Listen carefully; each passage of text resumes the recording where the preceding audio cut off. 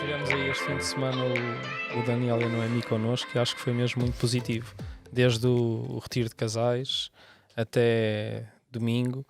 Eu por acaso não tinha ouvido a mensagem da Noemi porque estava com a responsabilidade de estar com os adolescentes cá em cima, mas já tive a oportunidade de ouvir depois e que bom termos malta assim que está connosco e acho que foi muito fixe mesmo tê-los. Quando podes escolher a família com quem passas o fim de semana é espetacular.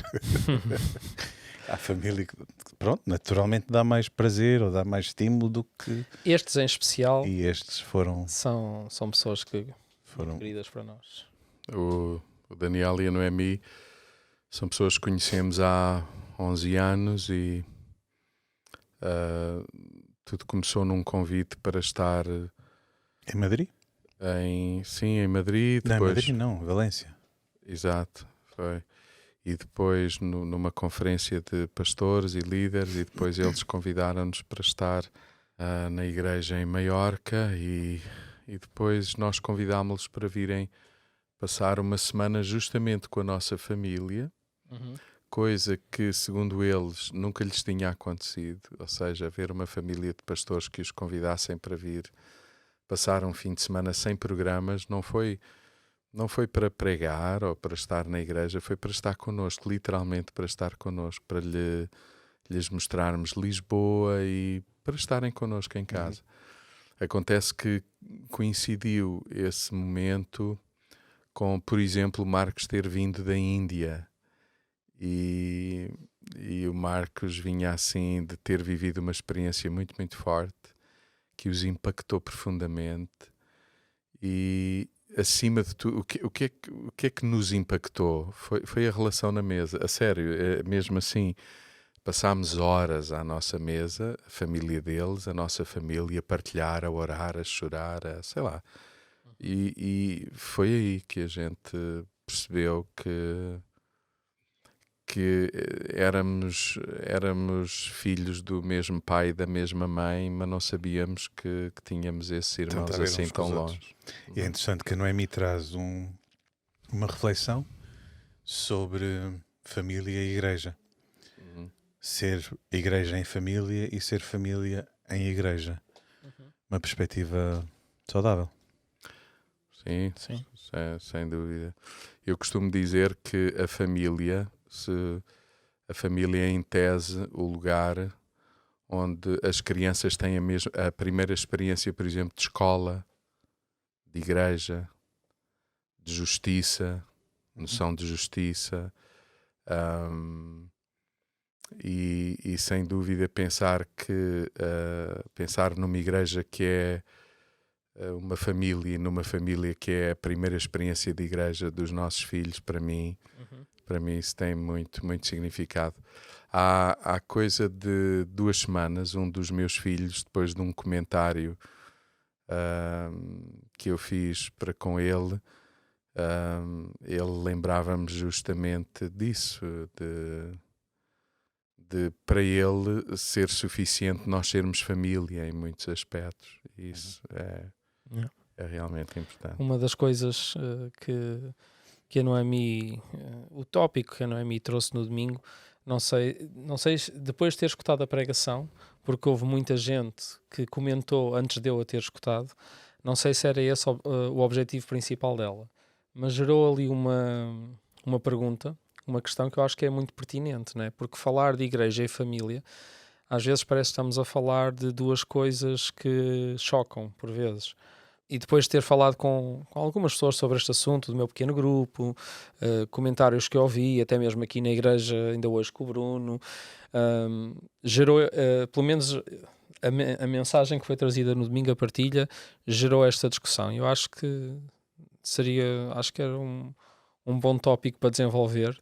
Acho que nem num falamos em casa teríamos tempo para falar tudo o que há para falar sobre isso, mas quando estava a meditar nesse tema, pensei que às vezes a igreja é vista, as responsabilidades que temos na igreja, o voluntariado que assumimos e tudo isso, muitas vezes choca realmente com o tempo que podemos ter em família, porque se por um lado temos uma grande parte da igreja que estamos sempre a tentar motivar para participar da igreja. É verdade que na casa nós também temos voluntários de muito valor que dão um número de horas, nem sabemos como contabilizar isso, porque não é só ao domingo. A igreja acontece durante a semana, como a família também não acontece só numa parte do dia, a igreja também acontece noutras partes da semana, tem muita vida e às vezes acontece esse choque, acontece essa competição entre o tempo de uma coisa e o tempo de outra. E depois há outras variáveis como o trabalho, o lazer, e tudo isto parece que depois temos que pôr isto numa escala de prioridades. Afinal, o que é mais importante? Sim, antes da prioridade, eu até gostava de olhar para isto como se fossem duas coisas estanques. Às vezes as pessoas gostariam que... Parece, não é? Uhum. Porque estavas a dizer, e bem, voluntariado, e isso existe na casa e muito, mas em casa não chamamos voluntariado. Chamamos de responsabilidade. Ou obrigação. E no fundo, o que se faz cá em voluntariado é isso. Eu estou comprometido. Esta família é minha. Então é uma doação que se faz de forma natural. Claro. Depois entrar no campo do o que é mais importante, família, igreja, mas como dissociar isto? Bem, vocês são muito mais experientes do que eu nessa área, mas só assim a título de pergunta, não é? Posso fazer uma pergunta, Paulo? Não sei se podes. Não sabes. Mas... Espera aí, Ricardo, ele pode fazer uma pergunta? Então, se o Ricardo diz tu podes. Então está tudo bem. Pronto, estou a perguntar só para um amigo, não é para mim nem nada. Mas como é que nós podemos gerir isso então, essa competição entre as diferentes prioridades e agora especificamente tendo em conta a mensagem de domingo, igreja e família? Assim, se pensarmos que, por exemplo, eu estou a lembrar-me que, em concreto, um dos filhos raramente fazia a cama, fazia aquilo que nós lhe dizíamos que era a sua responsabilidade, não é? E não apenas a cama, outras coisas, o quarto dele, para a mãe viver de forma mais tranquila em casa, o melhor que ela tinha a fazer era fechar a porta. Qual será o filho? Isso é irrelevante, É irrelevante. porque é como outros aspectos da escritura. Aqui o que é importante é que as pessoas se identifiquem e, sei lá, esse filho, por exemplo, não fazia as suas tarefas, mas nunca deixou de haver em casa um espaço onde ele falasse de si, onde ele confessasse situações muito difíceis que tinha na escola, de relacionamentos, sofreu bullying em concreto.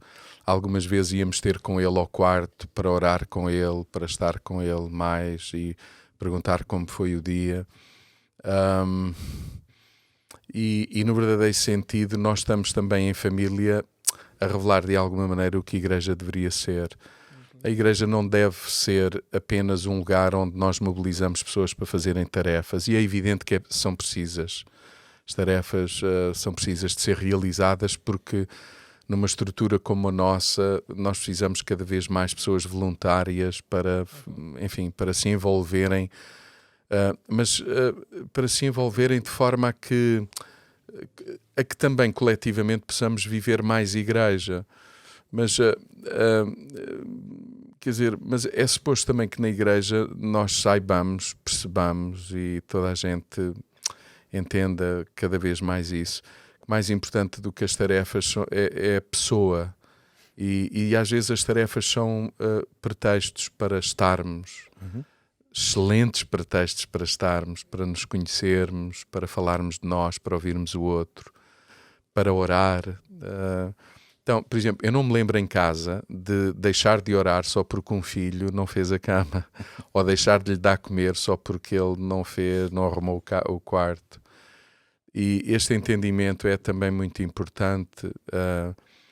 A verdade é que, também há que dizê-lo, esse filho em concreto hoje é das pessoas que se calhar mais valorizam uma casa em ordem, que é muito interessante. Tem alguma piada. É mesmo. E eles sabem de quem eu estou a falar, os meus filhos sabem de quem eu estou a falar.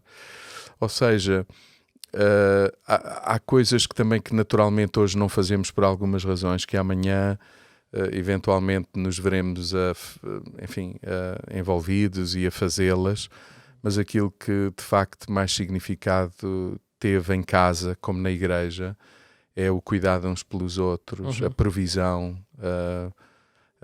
Mais do que aquilo que é necessário fazer, não é? Mais do que as tarefas em si. Sim, claro. As tarefas não deixam de ser importantes. Por exemplo, eu vou ser honesto. Em casa e na Quantas igreja. vezes eu me irritei até com a Isabel, porque era ela que fazia as coisas, e eu dizia, não, deixa que ele veja que está por fazer. E a ideia não era outra senão ensinar-lhe que aquilo é uma tarefa que ele pode fazer. O valor da responsabilidade. Exatamente.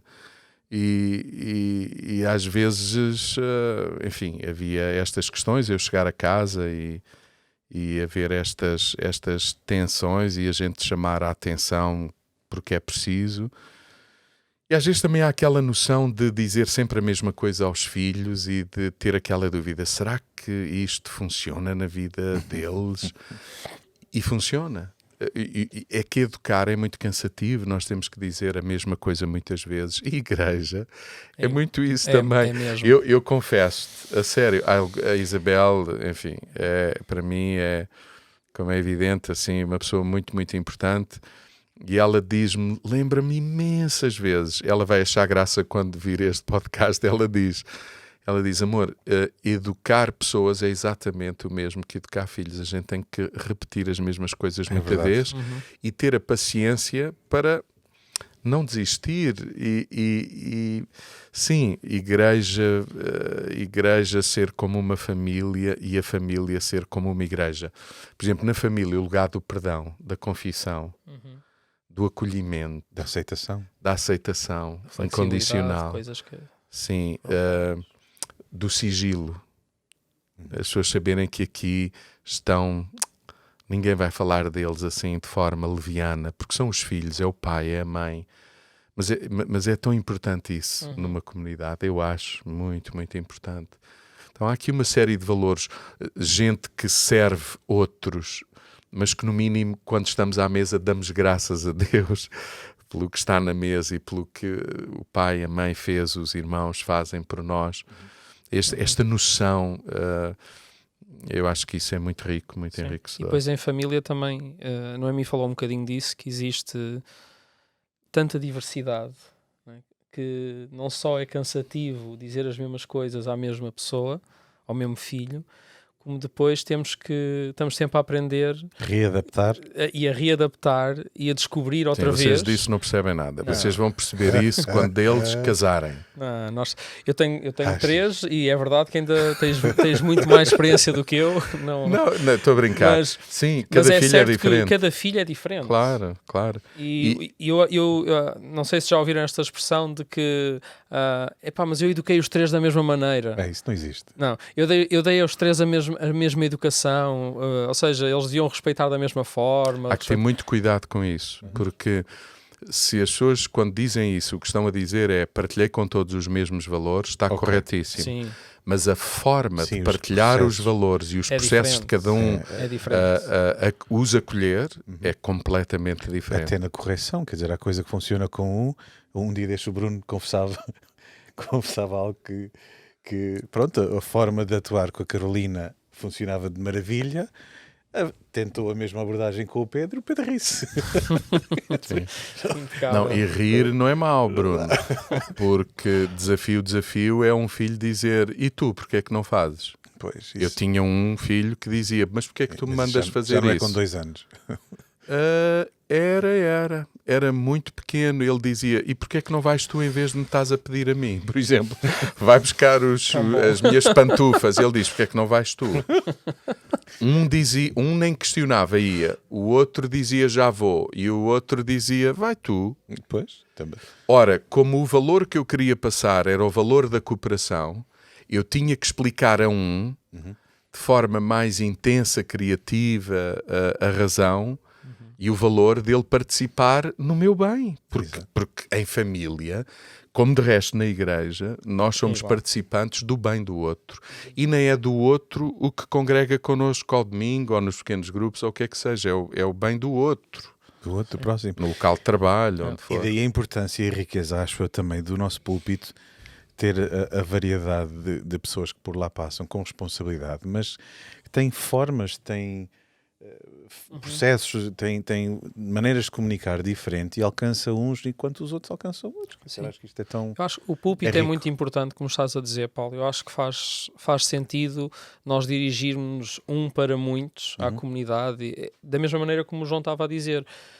Os valores até podem ser os mesmos em casa, mas devem de ser os mesmos. Só que depois eu acho que temos que realmente personalizar o acompanhamento que fazemos às pessoas, seja na igreja, seja aos filhos, que são diferentes em casa. Eu percebo o que estás a dizer, se calhar não me expliquei bem.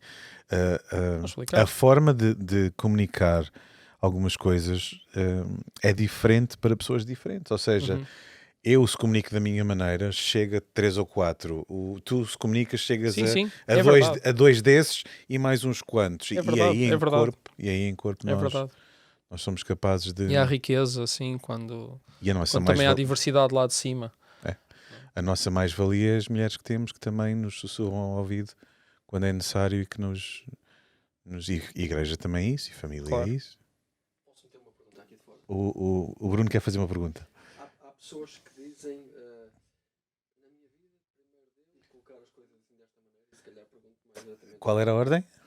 Deus, família e a questão das prioridades. O Bruno está a levantar a seguinte questão. Há pessoas que dizem, as minhas prioridades são Deus, família e a igreja. Nesta ordem. Então como é que se... assim, para mim isso é muito difícil de assumir, ainda que eu tenha aprendido, assim, em primeiro lugar está Deus, depois está a família, depois está a igreja, depois está o trabalho, depois está o lazer, depois está... Bom, enfim. Em primeiro lugar, dizer que, que Deus tenha o primeiro lugar na nossa vida, acho fantástico. Até porque se ele tiver o primeiro lugar na nossa vida, de repente, não é só isso, de repente fica tudo em primeiro lugar, porque com Deus na nossa vida, tudo ocupa o seu devido lugar na nossa vida, existência, forma de viver e de agir e de interagir. Então, eu não entendo essa questão das prioridades. A minha relação com a minha família é tão importante como o meu investimento convosco, como o meu descanso, como o meu trabalho, como o que quer que seja que eu faça, e eu é que tenho que desenvolver a capacidade e a sabedoria para perceber, organizando-me, o que é que tenho que fazer, porque não posso fazer tudo ao mesmo tempo. Mas dizer que uma coisa é primeiro ou está primeiro do que a outra, isso eu acho que é verdadeiramente um absurdo. Por exemplo, eu posso estar escalado para partilhar a palavra domingo, mas se a Isabel estiver doente e precisar de mim para estar com ela ou para a levar ao hospital, eu não tenho dúvida que eu vou pedir a um de vocês se pode assumir o que eu estava a fazer na comunidade para eu ir estar com a minha mulher. Eu não tenho dúvida se um de vocês vos acontece isso. Eu disse, Bruno, o que é que estás aqui a fazer? Vai embora, vai para casa, cuida da tua mulher, o que é isso? A igreja... É normal também quando a gente encontra alguém, enfim, a desfalecer, estafado, cansado. Olha, não, tu não podes assumir mais responsabilidade nem na igreja. Nós não temos o direito de esmagar com uma coisa que é importante. Então, agora, isto levanta outras questões, que é, será que nós somos equilibrados? Sim. E às vezes, em nome de não sermos equilibrados, começamos a estabelecer uma hierarquia de prioridades e valores numa série de outras coisas, que para mim não... Eu nunca mais me esqueço uma ocasião que estive a pregar, não vou dizer onde foi, mas no estrangeiro, e durante uma semana eu estive em contacto com este pastor em concreto, era um pastor jovem, e que a dada altura eu dizia, tu não és casado? Numa refeição que tivemos juntos com outros pastores, ele disse, eu sou, mas a minha mulher está hospitalizada e está numa cidade distante, bem distante, eu não vou dar pormenores. E eu perguntei-lhe, então, mas tu tens a mulher hospitalizada? Ele disse sim. E eu perguntei, o que é que tu estás aqui a fazer? E ele disse, eu estou aqui porque em primeiro lugar está a igreja E eu disse, e era uma conferência, eu disse, não estou a perceber. Eu no teu lugar estaria ao pé da tua mulher. E eu se mandasse, se eu tivesse alguma responsabilidade, melhor dizendo, eu encorajar-te-ia a estares ao pé da tua mulher. É de ti que a tua mulher precisa. Porque a mulher também é igreja, quer dizer, faz parte da igreja. Se Deus é o centro da nossa vida, nós olhamos para tudo e para todas as pessoas como prioridades. E vamos ter que ajustar a nossa agenda e o nosso investimento em função do que está a acontecer. Quer dizer, eu não interrompo as minhas férias em família só porque alguém tem uma crise entre 150 que já teve. Mas se alguém que me é muito chegado teve um acidente e está internado no hospital, eu interrompo as minhas férias para viver ao hospital. Claro. Quer dizer, eu acho que eu acho que às vezes em nome destas prioridades, em primeiro lugar está isto, em segundo lugar está aquilo, é uma grande falta de bom senso. Eu quando ouço a palavra prioridade, quando alguém fala sobre isso, o que é que eu meto primeiro? Vem-me à cabeça uma palavra com a qual eu próprio luto muito, e a minha mulher vai ouvir este podcast, portanto eu vou dizer isto contra mim, que tem a ver com a questão do tempo, não é? Ou seja, eu não tenho tempo para fazer tudo, e então realmente eu vou ter que ativar uma lista de prioridades, o que é que está primeiro, o que é que está depois, o que é que eu faço, o que é que eu deixo de fazer, e vivo muitas vezes uma situação que eu acho que enquanto a viver não é mau. Porque enquanto eu estou em conflito com isto, ainda sinto necessidade de mudar. Que tem a ver com a minha gestão desse bem tão precioso que é o tempo, em favor das coisas que são importantes. E às vezes encontro-me, quando faço essa avaliação, fruto da frustração que tenho, quando, por exemplo, não passo tanto tempo com os meus filhos quanto deveria. Porque estou muito envolvido no trabalho. Hoje em dia o trabalho é de uma exigência tal que não fica só no trabalho. O trabalho vai para casa. Não é? E se eu falar de mim, o trabalho que vai para casa muitas vezes tem a ver com o trabalho que eu desenvolvo, que é igreja, e aí já entra no tópico que estamos aqui a falar, mas de qualquer maneira o que acontece quando eu estou em choque é que eu acabo por descobrir, quando faço uma avaliação honesta, sincera, genuína, que na verdade eu estou a ocupar o meu tempo com uma data de coisas importantes, mas têm uma importância diminuída comparativamente com aquilo que realmente é mais importante, e acho que também é preciso saber priorizar aquilo que realmente importa, não é? Para responder à tua pergunta, se somos ou não equilibrados, eu digo que não, e digo que não sempre, porque o meu equilíbrio anda em constante procura de equilíbrio. Tu já viste alguém é a tentar, equilibrar-se, Paulo? Já. Então, É disso que estamos a falar.